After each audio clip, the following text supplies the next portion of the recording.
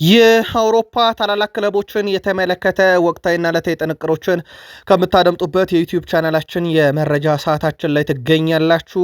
ለዚህም ሰዓት በርከት ያሉ ስፖርታዊ ጥንቅሮችን በአውሮፓ ዙሪያ አሰባስበን ይዘንላችሁ መጥተናል።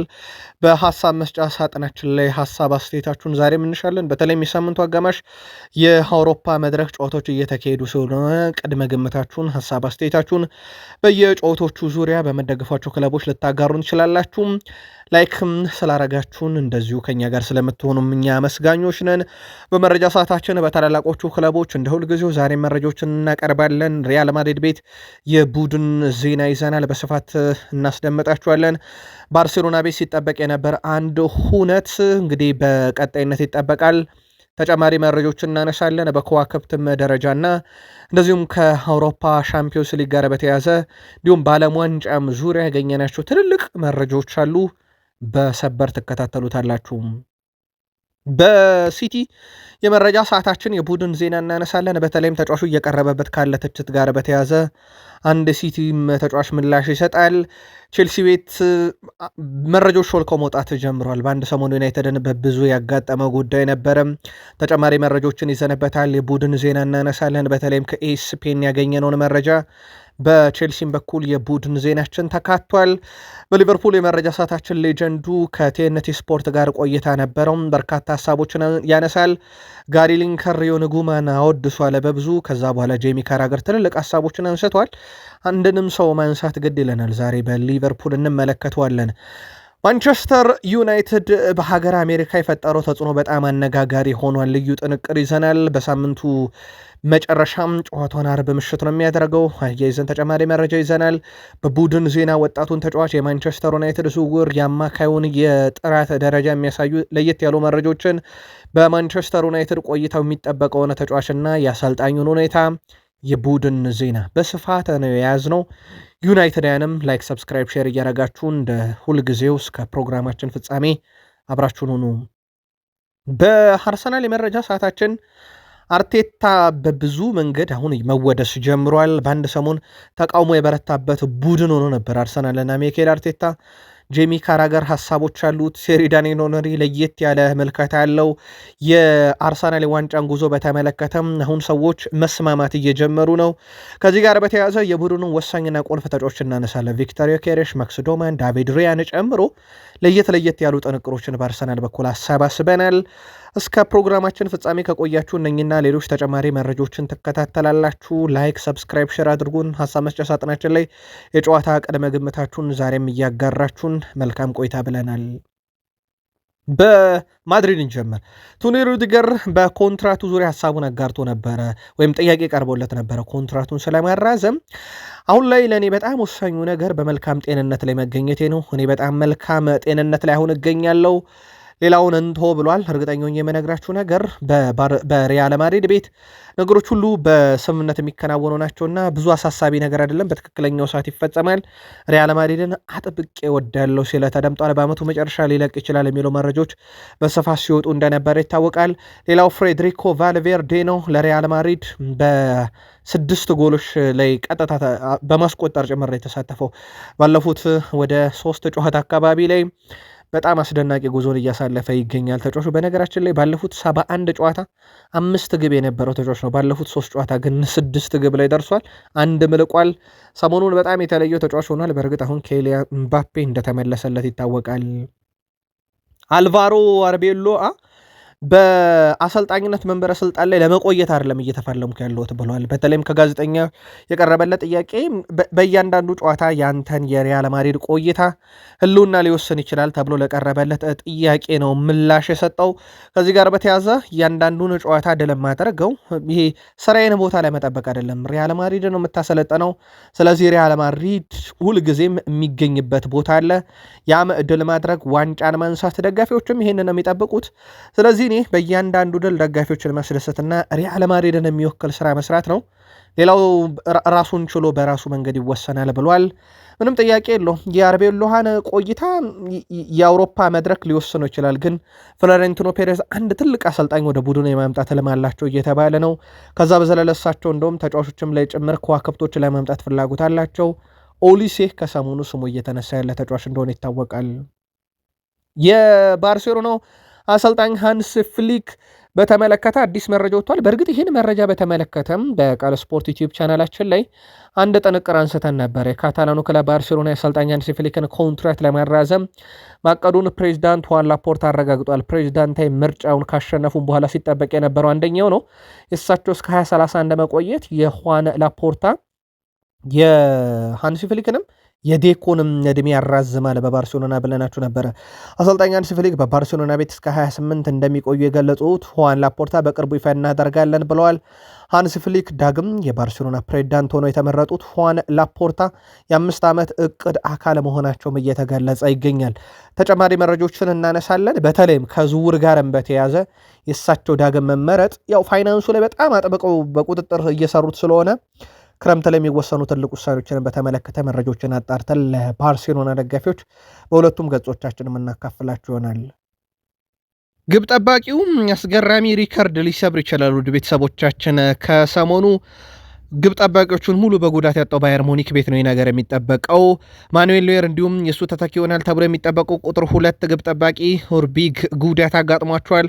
በዚህ ምክንያት ለበርካታ ዓመታት የኖየር ምክትል የነበረው ኡልሪች በባየር ሌቨርኩሰን ጨዋታ ተሰልፎ መጫወቱ ይታወሳል። ይሁን እንጂ 37 ዓመቱ ኡልሪች ጥሩ እንቅስቃሴ ቢያደርግም በጨዋታው ጉዳት አጋጥሞት ለሳምንታት ከሜዳ ርቋል። ቪንሰንት ኮምፓኒ ፊታቸውን በሀገሪቱ 4ኛ ዲቪዚዮን ወደሚሳተፈው የባየር ሙኒክ ከ19 ዓመት በታች ቡድን ግብ ጠባቂ ያዙረው አሁን ላይ የ19 ዓመት በታች ቡድን የመጀመሪያ ግብ ጠባቂ እንግዲህ ጉዳት ስላጋጠመው በዚህ ምክንያት ባየር ሙኒክ የ16 ዓመቱን የኒውዮርክ ተወላጅ ግብ ጠባቂ ፕሪስኮስት ሊያሰልፈው ነው ተብሏል። ከዚህ በፊት ለዋና ቡድን ተሰልፎ የማያውቀው ታዳጊው የክለቡ ግብ ጠባቂ ጉዳት ቀውስ ትልቅ እድል ፈጥሮለታል። ሊዮናርድ ፕሬስኮ ምሽት የሚሰለፍ ከሆነ በእድሜ ትንሹ የባየር ሙኒክ ግብ ጠባቂ ነው የሚሆነው። ስለዚህ ግብ ጠባቂ ይገኛል አይገኝም የሚለው ይጠበቃል። አብዛኛው የመረጃ ምንጮች ግን የሚያመለክቱት ይህ የ16 ዓመት ግብ ጠባቂ በባየር ሙኒክ ቤት ተሰልፎ ልናየው እንችላለን። ሊዮናርዶ ፕሪስኮት ይባላል። የባየር ሙኒክና የጀርመን ትልቁ መረጃ ሆኗል በዛሬው ዕለት። ኦስማን ዴምቤሌ ምንም አይነት ምክንያት የለም ብሏል። ፒኤስጂን የምለቅበት በሌሎችም ክለቦች ጋር የተደረገ ውይይት ድርድር የለም እኔን በማስፈረም ጉዳይ ብሏል እና በየትኛውም የኮንትራት ማራዘም ሂደት ላይ እስካሁን ወይም ደግሞ ከሌሎች ክለቦች ጋር እየተደራደርኩኝ አይደለም የምገኘው ብሏል። በክለቡና በሱ መካከል ቀጣይ እንግዲህ ውይይቶች ይደረጋሉ ተብሎ ይጠበቃል። በኮንትራቱም ዙሪያ በሱና በኤጀንቱ መካከል በተለይም በፓሪስ ሰን ዠርሜንና በኤጀንቱ መካከል እንደሚደረግ ፍንጭ ሰጥቷል። ከሰሞኑ ያው ከሲቲ ጋር ስሙ ሲያዝ እንደነበረ ይታወቃል።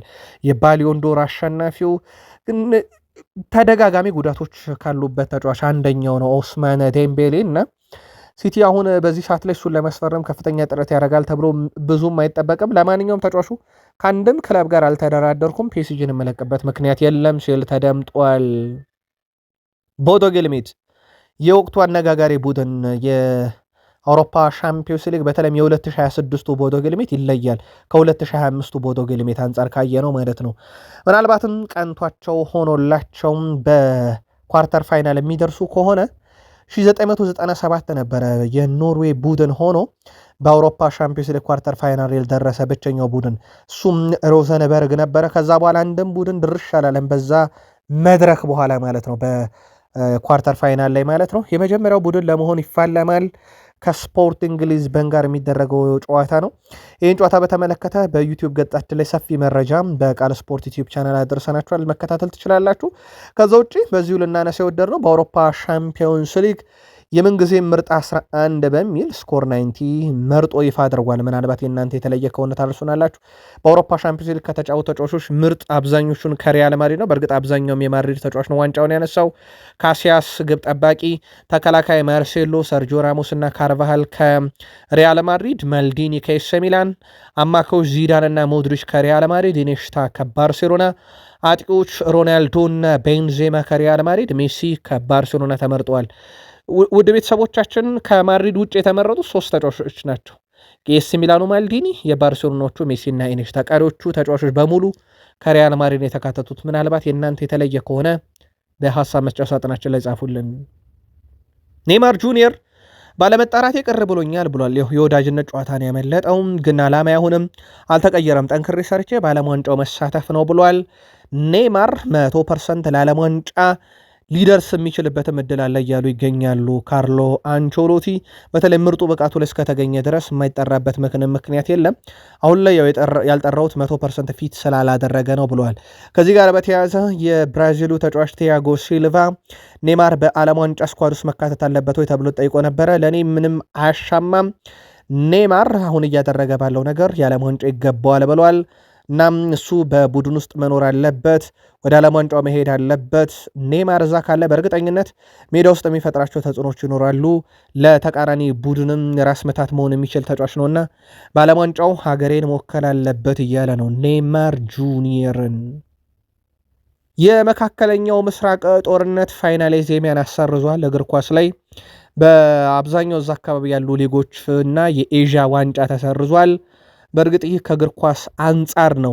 የሆርሙስ ሰርጥ ተዘግቶ ለመካከለኛው ምስራቅ ብቻ ሳይሆን ለአፍሪካ በተለይም ምስራቅ አፍሪካ ላይ ለምንገኘውም እንግዲህ የሰሞኑ ሁኔታ ይታወቃል። በርካታ ሀገራትን ኢኮኖሚያዊ ቀውስ ውስጥም ከቷል።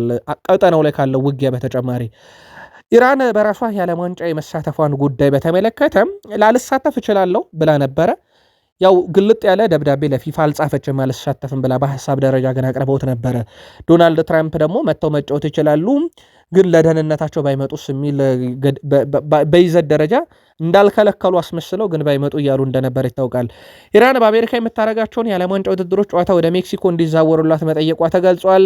በሜክሲኮ የሚገኘው የኢራን ኤምባሲ ጨዋታዎች ወደ ሜክሲኮ እንዲቀየሩ ከፊፋ ጋር ድርድር እየተደረገ መሆኑን አስታውቋል። ይህ ካልሆነ ኢራን በደህንነት ስጋት ምክንያት ብሔራዊ ቡድኗ ወደ አሜሪካ እንደማትልክ ገልጻለች።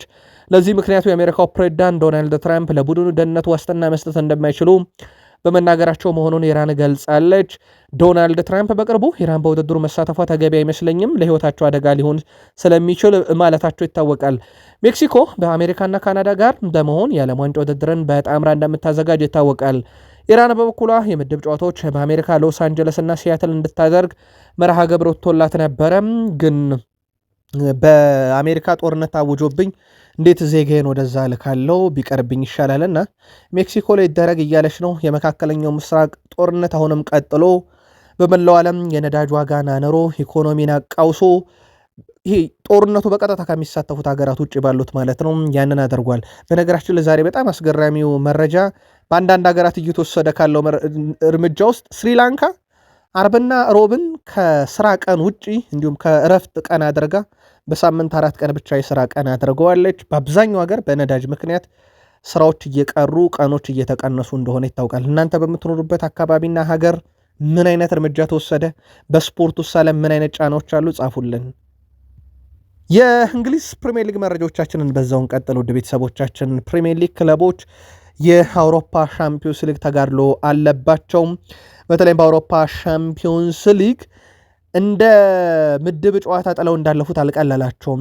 የ16 ጥሎ ማለፍ ለፕሪሚየር ሊግ ክለቦች በአውሮፓ ሻምፒዮንስ ሊግም በኤሮፕ ሊግ በኮንፈረንስ ሊግ ፈተና ሆኖባቸዋል። አንድ ክለብም ቢሆን በአንድ ለባዶ በሆነ ውጤት ድል ውጪ እሷን በጠባብ ውጤት በእርግጥ ፈረንሳይ ላይ መጣች ናት የአስቶን ቪላ። ሌሎቹ ከበድ ብሏቸዋል። አንደኛው ቡድን ሲቲ ነው። የሲቲ ተጫዋች ሪያን ሼርኪም ያለን ሁሉ እንሰጣለን ብሏል። እሱ ግን አንድ የቀረበበትን ትችትን በዛው አስተባብሏል። በተለይም ቄንጥ ያበዛል በሚል ነው ጥያቄ የቀረበበት። በፍጹም ቄንጥ አይደለም ብሏል። ተጫዋቾችን ለማለፍ የምጠቀማቸው ድሪብሎች ተጫዋቾችን ለመቀነስ የምጠቀምበት ቴክኒክ ነው። በፍጹም ቄንጥ ሊሆን አይችልም። ቄንጥ የሚሆነው መጨረሻው ውጤት የማይኖረው ከሆነ ነው። እያንዳንዷን ኳስ ለአጥቂዎች ጎል ለማስቆጠር ምቹ ለሆነ ተጫዋች ለማድረስ እጥር ያለው እናም በዛ መንገድ ነው መጫወት የምወደው ብሏል። ከሜሲ ይልቅ ኔይማር ጁኒየርንም አጥብቆ የሚወድበት ምክንያት ያ መሆኑን ተናግሯል። ጅማሮ ላይ ጥሩ ነበር፣ በኋላ ላይ ጉዳት ገጠመው። አሁን ተመልሶ እየተጫወተ ነው። ማንን ያስቀድማሉ ከሱና በተለይም ደግሞ ከሳቪኒዮ የሚለው የፔፕ ጋርዲዮላ ቀጣይ ውሳኔ በትልቁ ይጠበቃል። የቼልሲ የቡድን ዜና በድንገት መረጃ እየወጣ ተቃራኒ ቡድን ጋር እየደረሰ ነው። ሊያም ሮዘኔር ባለፈው ሳምንት በፍራንስ ከፔስጂ ጋር ከሚያደርጉት ጨዋታ በፊት መረጃው አስቀድሞ እንደወጣባቸው ይታወቃል። ያሉ ነገሮች ሊከሰቱ ቢችሉም ነገር ግን እሳቸው ይህንን ጉዳይ አምርረው ወቅሰዋልና እርምጃ እንግዲህ ይወስዳሉ ተብሏል። እሳቸውም በዚህኛው ሳምንት ያ እንዳይደረግ ማስጠንቀቂያ ሰጥተዋል ነው የተባለው። ዩናይትድ ቤት ነበር እንደዚህ አይነት ነገሮችን ስንሰማ የነበረው ካስታወሳችሁ፣ በርካታ መረጃዎች ተሰርቀው እየወጡባቸው እንደዚህ አይነት ነገር ሲገጥማቸው ነበረ። አሁን ግን ያ ነገር እንዳይደገም ብለዋል ሊያም ሮዘኒየር። ከቼልሲ የቡድን ዜና ጋር በተያዘ የአሜሪካ የስፖርት ሚዲያ የሆነ ኤስፔን ጋዜጠኛ ጁሊያን ላውረንስ ቼልሲ በፒኤስጂ ላይ 3 ጎሎችን ለማስቆጠር ይችላል፣ ትልቁ ችግር ግን እነርሱ ጎል አያስተናግዱም የሚለውን የኔ ስጋት ብሏል። ሰማዮቹ ይህንን ከባድ ፈተና ያልፋሉ ብሎ መጠበቅ በጣም ይከብዳል። የእንግሊዝ ሚዲያዎች ቼልሲ ያልፋል የሚል እምነት የላቸውም ያለው የኤስፔኑ ጋዜጠኛ የቼልሲ 3 ግብ ከማስቆጠረ በላይ እኔን የሚያሳስበኝ ቼልሲ አይቆጠርበትም የሚለው ነው ሲል ተደምጧል። ሪስ ጄምስ ለዓለም ዋንጫ ይጫወታል ይላል ቤን ጃኮብስ ዘገባ። ዘጋርዲያን ጄምስ ጉዳት የደረሰበት ላለፉት ወራት በተከታታይ በመሰለፉ ጫና ብዛት ነውና ብዙ የሚያሰጋ አይደለም እያሉ ነው። አሁን የእንግሊዝ ሚዲያዎች ከቼልሲ በላይ የተጨነቁበት ጉዳይ የጄምስን ጉዳት ነው። ምክንያቱም ለብሔራዊ ቡድናቸው በደንብ የሚያስፈልጋቸው ተጫዋች በዚህ ሰዓት ላይ መጎዳቱ አሳስቧቸዋል። በኢንተርናሽናል ብሬኩ ላይ እንደማይሳተፍ ተረጋግጧል። ለእንግሊዝ ብሔራዊ ቡድን ጥሪ የሚቀርብለታል ተብሎ የማይታሰብም። ውድ ቤተሰቦቻችን ባጋጠመው ጉዳት ምክንያት የሪስ ጄምስ ኮንትራት መፈረም በተሰማ ማግስት የመጣ ነው። በዛ ላይ የአውሮፓ ሻምፒዮንስ ሊግ የህልውና እግር ኳሳዊ ጨዋታ በሚጠብቃቸው ሰዓት የመጣባቸው ነው። ዘጋርዲያንም ቤን ጃኮብስም በዓለም ዋንጫ ላይ ግን መሳተፍ ይችላል፣ በእረፍት ከጉዳቱ ነፃ መሆን ይችላል የሚሉ ዘገባዎችን አውጥቷል። የቼልሲን ከስር ከስር እንከታተለዋለን። ስቴቨን ጄራርድ ወደ አንፊልድ ስመጣ ጨዋታዎችን ለመተንተን በዚህ ሜዳ ላይ ያሳለፍኳቸው ጊዜዎች በብዙ እንድደሰት ያደርጉኛል፣ ዳግም በዚህ ሜዳ ላይ ብጫወት ሁሉ ደስ እስኪለኝ ድረስ ብሏል። ወደ ሊቨርፑል መታ ሊቨርፑልን ስትወክል ይላል ለአሁኖቹ ተጫዋቾች የዋንጫ መደራደሪያ ቁጥር መጨመር ነው፣ እነዚያ ቁጥሮች ለመቀየር መሞከር ነው። በብሪታንያ ውስጥ በጣም ስኬታማ ቡድን ነው ሊቨርፑል። እናም እዚህ ስኬታማ ቡድን ሲመጡ ዓላማውን ማወቅ አለባቸው፣ ዋንጫ ግዴታ ነው እያለ ይገኛል። የአሁኖቹ ተጫዋቾች እንግዲህ በብዙ ትችት ውስጥ እንዳሉ ይታወቃል። በነገራችን ላይ የተወሰኑ አካላት አሰልጣኝ ስሎት ላይ ብቻ ሳይሆን ተጫዋቾቹንም እየወቀሱ እንደሆነ ይታወቃል። ጄራርድ፣ ፌርናንዶ ቶሬዝ እና ሉዊስ ሱዋሬስ አበሬያቸው ከተጫወትኳቸው ውስጥ የማይረሱ በጣም ምርጥ ጓደኞቼም ነበሩ፣ በጣም ጥሩ ጊዜም ከነሱ ጋር ያሳልፍ ያለው ሲል ተደምጧል። በአንፊልድ ውጤት ይቀለበሳል እያለም ይገኛል። ጋሪ ሊንከር ስለ ሪዮን ጉማ ሀሳቡን አጋርቷል። ፈጽሞ እኔ ከማንም ጋር ማወዳደር አልፈልግም፣ በርካቶች ቀጣዩ ኬሊያን ምባፔ እያሉት ነው ሪዮን ጉማን፣ ፈጽሞ እንደዛ ማለት አልፈልግም ግን ይላል ጋሪ ሊንከር እንግሊዛዊ ሰው ሲናገር በጣም ታላቅ ተጫዋች እንደሚሆን ግን እርግጠኛ ነኝ ብሏል። ሪዮን ጉማን ትልቅ አቅም ያለው ተጫዋቹን በሊቨርፑል ቤት በትልቅ ነገሮች እንደምመለከተው እርግጠኛ ነኝ፣ የሚያሳካቸው ነገሮች ይኖራሉ በእርግጠኝነት ብሏል። በጋላታሳራዩ ጨዋታ የሚጠቀሙት ከሆነ በእርግጠኝነት ምርጡን ለሊቨርፑል ይሰጣል እያለ ነው ጋሪ ሊንከር። ግን ፈጽሞ ከማንም ተጫዋች ጋር አወዳደሬ ጫና ውስጥ ልከተው አልፈልገም ተጫዋቹን ሲል ተደምጧል። በዚህ ሳምንት በነበረ ጨዋታ ላይ ምንም እንኳን ከቶትናም ጋር ነጥብ ቢጥሉም የመጀመሪያ ቋሚ ሆኖ ተሰልፎ በጣም ድንቅ ነበረ። ቁጥሮቹም በጋላታሳራዮች ጨዋታ የሚለው ይጠበቃል። ከጋላታሳራይ ጋር የሚደረገውን የሮብ ምሽት ጨዋታ አንፊልድ ላይ ሲደረግ ሲመን ማርሲኒያክ በማልሜዳ ዳኝነት ይመሩታል። ቶማስ ሊስቱ እና አዳም ኩፒስክ በረዳት የመስመር ዳኝነት፣ አራተኛ ዳኛ ፓውል ራኮቪስኪ፣ ቫር ላይ ማርኮ ዲቤሎ፣ እንደዚሁም ረዳት ዳኛ ዳንኤል ቼፊ ከጣሊያን፣ ሁለቱ ሌሎቹ ከፖላንድ ዳኞች ሆኖ ተመርጠዋል። በዚህ የሊቨርፑል ቡድን ውስጥ ብዙ የተሳሳቱ ነገሮች አሉ፣ ወደፊት የሚሄድም ሆነ የሚከላከል ምንም የሚሰራ የለም በሚል ተጫዋቾችን በብዙ ወርፏቸዋል። ጄሚ ካራገር ሊቨርፑል በፕሬሲንግ ላይ በጣም የታወቀ ቡድን ነበረ። በእርግጥ ብዙዎች የክሎፕን ቡድን ያነሳሉ፣ ግን ፈጽሞ እኔ በዛ አልስማማም ይላል ጄሚ ካራገር። የክሎፕ ቡድን ፕሬስ ያደርጋል፣ ግን የሊቨርፑልን ባህል ነው፣ የክሎፕ ባህል ብቻ ተደርጎ ሊወሰድ አይገባም። ከክሎፕን በፊት ሊቨርፑል በፕሬሲንግ ይጫወታል፣ ወይም ጫናዎችን ተቃራኒ ቡድን ኳስ መስርቶ እንዳይወጣ ያደርጋል። አሁን ግን ይሄ ነገር ፈጽሞ ቀንሷል። ሊቨርፑል ተቃራኒ ቡድን ኳስን መስርቶ እንዳይወጣ የሚያስጨንቅበትና ከተቃራኒ ተጫዋቾች እግር ስር ኳስን የሚነጥቅበት ጊዜ በጣም የዘገየ ነው። ይሄ በሊቨርፑል የማልጠብቀው ነገር ነው ብሏል ጄሚ ካራገር። ጄሚ ካራገር ትልቁ ነጥብ ለአስተዳደር ምን ያህል አሳሳቢ እንደሆነ ነው። አሁን ላይ ማህበራዊ ሚዲያው ላይ ጫናዎች አሉ። አንፊልድ ሮድ ስቴዲየም ላይ ተቃውሞች መሰማት ጀምረዋል እና ለአስተዳደሩም ትልቅ ጫና ነው እያለ ይገኛል ጄሚ ካራገር። ግን ሜዳ ላይ ተጫዋቾቹ ፕረስ የማድረግ አቅማቸው በጣም ወርዷል፣ ጫና እየፈጠሩ አይደለም ብሎ ተችርቷቸዋል። አሁን ሊቨርፑል ቤት ያው ስሎት ተቃውሞ እየገጠማቸው ነው። የሊቨርፑልን ዋንጫ መደርደሪያ ከብዙ ዓመታት በኋላ አቧራውን አራግፈው ዋንጫ እንዲደረደር ያደረጉት ክሎፕ ተናፍቀዋል። በ30 ዓመት ውስጥ የመጀመሪያ ፕሪሚየር ሊግ ዋንጫን ያመጡ፣ በ14 ዓመት ውስጥ የመጀመሪያውን ሻምፒዮንስ ሊግ ዋንጫ ያመጡ፣ በ16 ዓመት ውስጥ የመጀመሪያ ኤፍ ኤ ካፕ ዋንጫ ያመጡ፣ በ14 ዓመት ውስጥ የመጀመሪያ ሱፐር ካፕ ያሳኩ፣ በ10 ዓመት ውስጥ የመጀመሪያውን የካራቦ ዋንጫ፣ ሁለተኛውን የካራቦ ዋንጫ ከ2 ዓመት በኋላ ማሳካት የቻሉ በድምሩ በሊቨርፑል ታሪክ የመጀመሪያው የምንጊዜም የዓለም ክለቦች ዋንጫ በየርገን ክሎፕም ተሳክቷል። ሁሉ ነገር ያሳኩት ሰው ዳግም እየተናፈቁ ነው። እሳቸው በነገራችን ላይ ቀጣይ ክረምት ላይ ከሬድቡል አስተዳደርነታቸው እንደሚነሱ ይታወቃል። ዩናይትድ ደረስን። ውድ ቤተሰቦቻችን ማንቸስተር ዩናይትድን በተመለከተ አንዱ ዩናይትድ ብዙ በተቸገረባቸው የሲዝኖች በተለይም ከፈርጊ በኋላ ብዙ በተቸገረባቸው ሲዝኖች ዓለም አቀፍ ተቀባይነቱ ተጽዕኖ ፈጣሪነቱ ግን አሁንም እንደቀጠለ ነው። በትላንትናው ዕለት የኢኤስፒኤን ሚዲያ አሜሪካ ውስጥ የሚገኘው ድምፅ የማሰባሰብ ሂደት አድርጎ ነበረ። መረጃዎችን አጣርቶ በሀገር አሜሪካ ውስጥ ብቻ ዩናይትድ ከ50 ሚሊዮን በላይ ደጋፊዎች አሉት። ይሄ የትኛውም የፕሪሚየር ሊግ ክለብ አልደረሰበትም። ሊቨርፑል 45 ሚሊዮን፣ ቼልሲ 35 ሚሊዮን፣ አርሰናል 30 ሚሊዮን፣ ሲቲ ወደ 28 ሚሊዮን እያለ ይቀጥላል። ቶትናም 6ኛ ነው 18 ሚሊዮን ደጋፊ ያለው። የዩናይትድን ግን የሚያክል የለም። 50 ሚሊዮን በላይ ደጋፊዎች አሉት።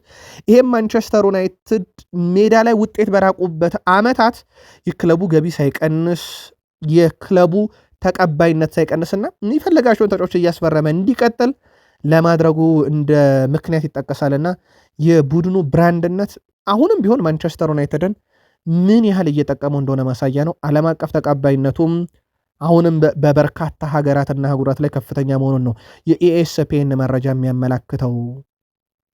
በማንቸስተር ዩናይትድ ውስጥ ስለ ጄጄ ጋብርኤል የሚነገረው ነገር አስገራሚ ብሎታል ፋብሪዞ ሮማኖ።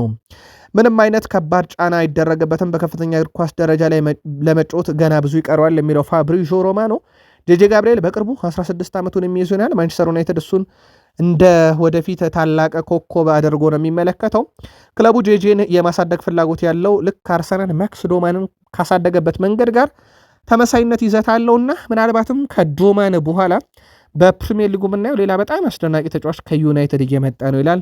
በእርግጥ ከሰሞኑ ብዙ መወድሶች ከበርካታ ዓለማት እየቀረበለት ያለ የዩናይትድ ተጫዋች እንደሆነ ይታወቃል። ሪያል ማድሪድ በክረምት የዝውውር መስኮት ተጫዋቾችን ሲመለከት ከዩናይትድ ብሩኖ ስሙ ተነስቶ ነበረ፣ ግን የሩመር መረጃ ነው። ዛሬም አንድ የሩመር መረጃ ሲወጣ ነበረ። በተለይም የቶክ ስፖርት ዘጋቢዎች የሪያል ማድሪድ መለማዮች ከዩናይትድ እንደ ዲያጎ ዳሎ ያለን ተጫዋች ይመለከታሉ የሚል ነበር። ግን ባደረግነው ማጣራት መሰረት ከሪያል ማድሪድ አንድም የወጣ መረጃ የለም።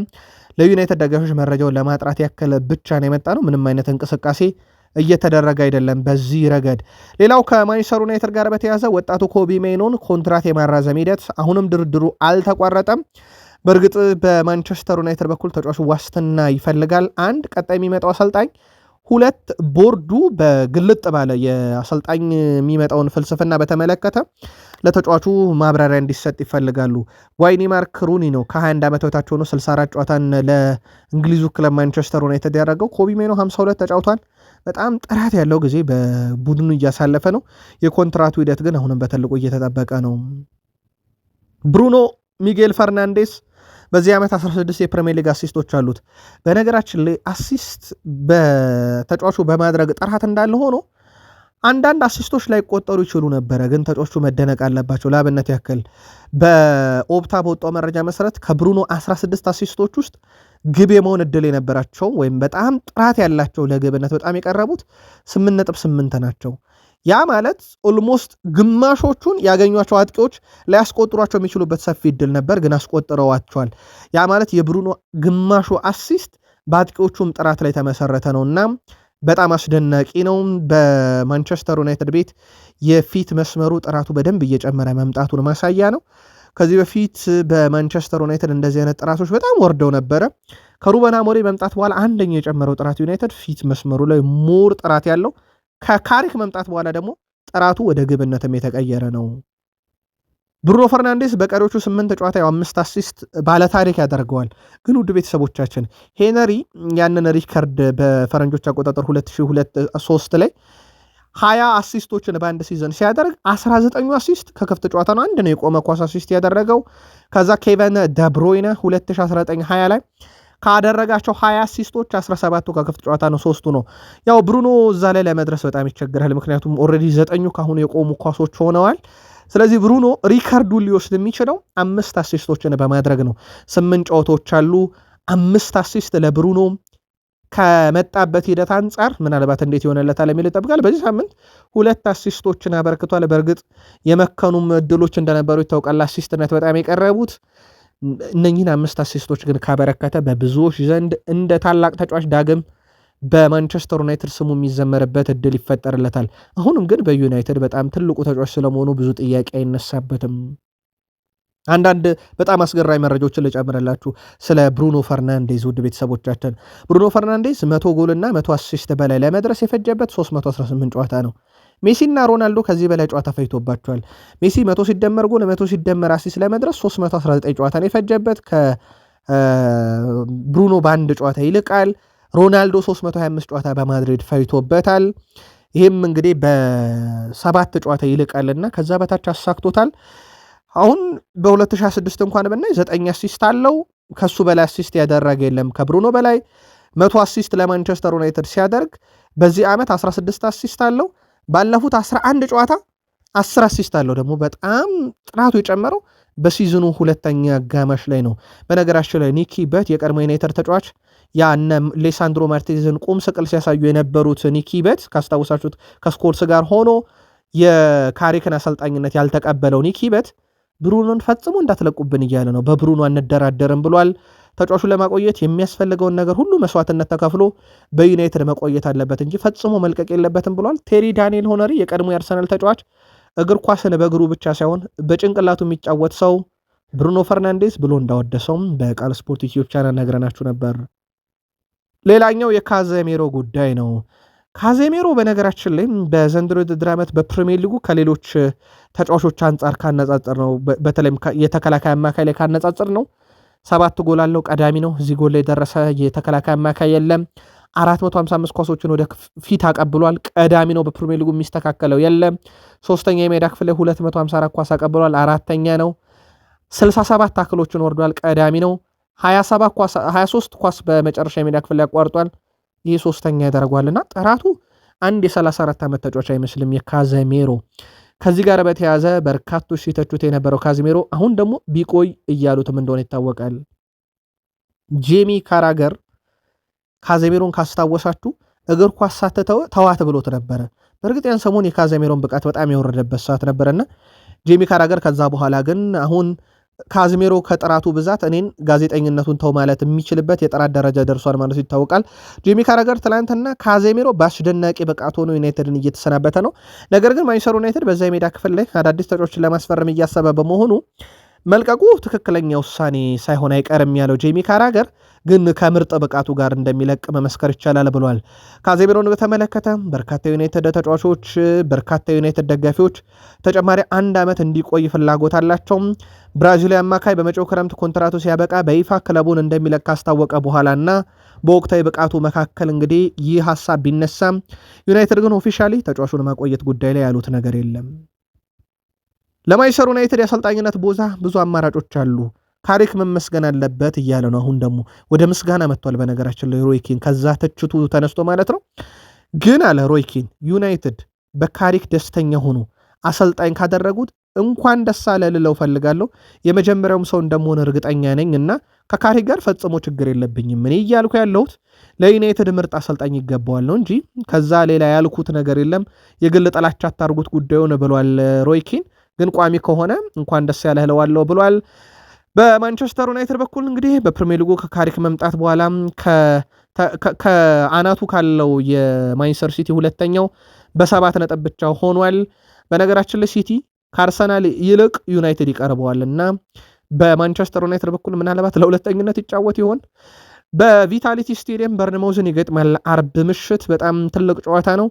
ጨዋታውን የሚመሩትም አለቢተር ይፋ ተደርጓል። ስቱዋርት አትዌል የማንቸስተር ዩናይትድና የበርንማውዝን የቪታሊቲ የአርብ ምሽት ጨዋታ ይመሩታል። ይህን ጨዋታ በተመለከተ ተጨማሪ ጥንቅር በቀጣይ መረጃ ሰዓታችን እናካትታለን። የቀድሞ የሊቨርፑል ተጫዋች ጄሚ ካራገር አሰልጣኝ ሚኬል አርቴታ ሊጉን ለማሸነፍ የሄደበትን መንገድ አወድሷል፣ አድንቋል። ያ ማይክል አርቴታ አጮትና የአርሰናል ዋንጫን እውቅና እንሰጥም የሚሉት በርከት ባሉበት ሰዓት አርሰናል ብዙ ሌጀንዶቹ ሚዲያ ላይ የሉምና ማን ይከራከራል አርሰናል ሲባል ነበር። የቀድሞ የሊቨርፑል፣ የቀድሞ የቼልሲ፣ የቀድሞ ዩናይትድ ጥቂት ተጫዋቾች ግን መከራከር ጀምረዋል። አሁን ለአርሰናል ጄሚ ካራገር ይገባዋል አርሰናል ብሏል። አሰልጣኝ ፔፕ ጋርዲዮላ እና የርገን ክሎፕ በከፍተኛ በጀት ለሊጉ ሲፎካከሩ እንደነበር ያነሳው ጄሚ ካራገር ታዲያ አርቴታ በአነስተኛ በጀትና የደሞዝ ስርዓት እንዴት ፔፕ ጋርዲዮላ እና የርገን ክሎፕ መብለጥ ይችላል ሲል ይከራከራል። አክሎም በዚህ ምክንያት አርቴታ ሌላ መንገድ መፈለግ ነበረበት፣ ያንንም መንገድ ፈልጎ አግኝቶታል ብሎ አድንቆታል። አርሰናል ዋንጫውን ካሸነፈ ደጋፊዎች በቆመ ኳስ ነው ያሸነፍነው ብለው ለ10 ዓመታት ያስታውሱታል ሲል ጄሚ ካራገር ይጠይቃል። ኖ ይላል ጄሚ ካራገር በምላሹ። አርሰናሎች ያንን አይደለም የሚያስቡት። ከ22 ዓመት በኋላ ዋንጫ እንዳነሱ ዋንጫውን ያነሱት በማይክል አርቴታ ስር እንደሆነና አርሰናል ከዋንጫ ጋር የነበረውን ጸብ በድል በማድረግ እንደታረቀ አድርገው ነው እንጂ የሚያስቡት ስለ ቆመ ኳስ የሚያስብ የአርሰናል ደጋፊ አይኖርም፣ እመኑኝ እያለ ነው ጄሚ ካራገር። ጄሚ ካራገር ለሚኬል አርቴታና ለአርሰናል በዛውም ድጋፉን ገልጿል። ቴሪ ዳንኤል ኦነሪ እንኳን የአርሰናል ሌጀንድ ነው። እንደው ሚዲያ ላይ ካሉት ኢያን ራይት በላይም በእርግጥ ቴሪ ዳንኤል ኦነሪ በተንታኝነት እያገለገለ ስለሆነ ሞር ክለቡን በመከላከል ይታወቃል። ስለ አጨዋወቱ ተጠይቆ ነበር። ዋንጫውን ካሸነፍን በኋላ ቁጭ ብለን እንነጋገራለን ብሏል ቴሪ ዳንኤል ኦነሪ።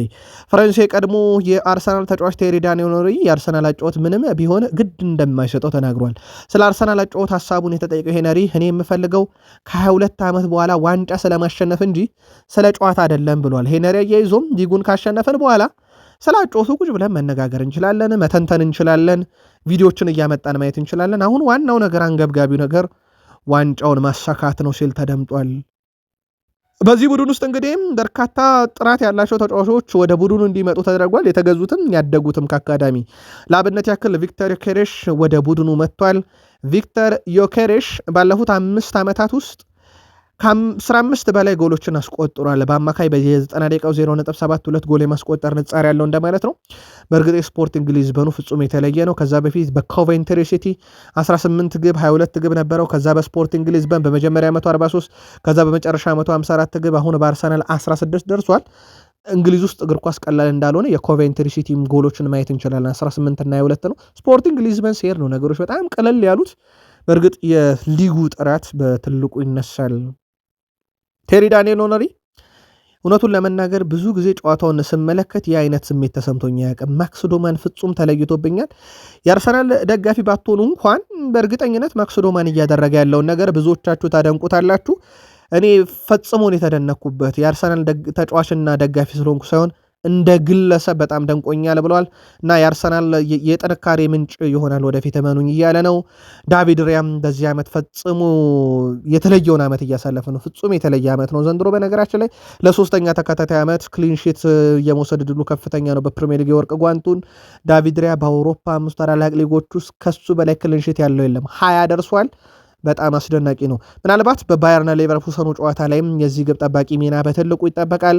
በአርሰናል እና በባየር ሌቨርኩሰን በኤምሬትስ የሚደረገውን ጨዋታ በተመለከተ በቃል ስፖርት ዩቲዩብ ቻናል ሰፊ ዘገባ ስለሰራን ውድ አድማጮቻችን ላለመሰልቸት ስንል በዛ እንድትከታተሉት ጋብዘን የአሁኑን ጥንቅር እዚህ ጋር በቃን። ቅድመ ግምታችሁን ግን ላኩልን። መልካም ቀን